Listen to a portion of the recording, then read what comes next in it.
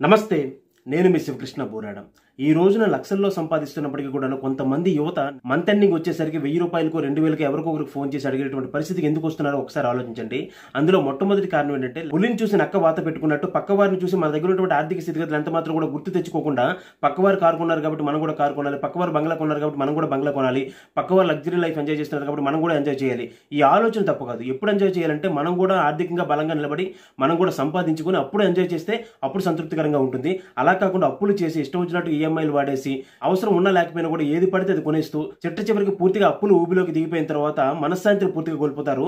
దానివల్ల ఎంత మాత్రం ప్రశాంతం లేదని తర్వాత తెలుసుకుంటారు. అంటే చేతులు కాలే కాకులు పట్టుకున్నట్టు అంతా అయిపోయిన తర్వాత అప్పుడు తెలుసుకుంటారు. తెలుసుకున్న ప్రయోజనం ఉండదు. అలానే రెండోది ఏంటంటే, సులభంగా మనీ సంపాదించాలని చెప్పి అడ్డదారులు తొక్కుతూ జోదానికి అలవాటు పడడం, బెట్టింగ్ కావచ్చు, ట్రేడింగ్ కావచ్చు, ఇలాంటి పిచ్చి పిచ్చి పనులన్నీ కూడా చేస్తూ వాటిలో ఉన్న డబ్బులు కూడా తగలబెట్టుకుని పూర్తిగా రోడ్డున పడుతున్నారు. ఆ తర్వాత నిరంతరం కూడా ఏడుస్తూ మనశ్శాంతిని కోల్పోయి డిప్రెషన్ లోకి వెళ్ళిపోవడం, లేకపోతే ఆత్మహత్య చేసుకోవడం. నేటి యువతలో అధిక శాతం మంది ఇలాంటి తప్పుడు పనులు చేస్తూ వారి జీవితాన్ని నాశనం చేసుకున్నారు. ఇది ఎంత మాత్రం కూడా వారికి, వారి కుటుంబానికి, దేశానికి ఎంత మాత్రం కూడా మంచిది కాదు. అలానే మరో విషయం ఏంటంటే, నిజమైన ధనవంతుడు ఎవరంటే ఎటువంటి అప్పు లేనివాడు, వాడి దగ్గర ఉన్నదాంతో సంతృప్తిగా బ్రతికేవాడు. లేనిది ఏదైనా కావాలనుకుంటే దానికోసం కష్టపడి సంపాదించి ధార్మికంగా బ్రతుకుతూ నీతిగా రూపాయి కూడబెట్టుకుని ధర్మబద్ధంగా కోరికలు తీర్చుకుని ఎవరైతే సంతృప్తిగా సంతోషంగా బ్రతుకుతారో వారు నిజమైనటువంటి ధనవంతుడు.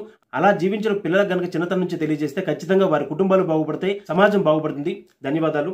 జై హింద్.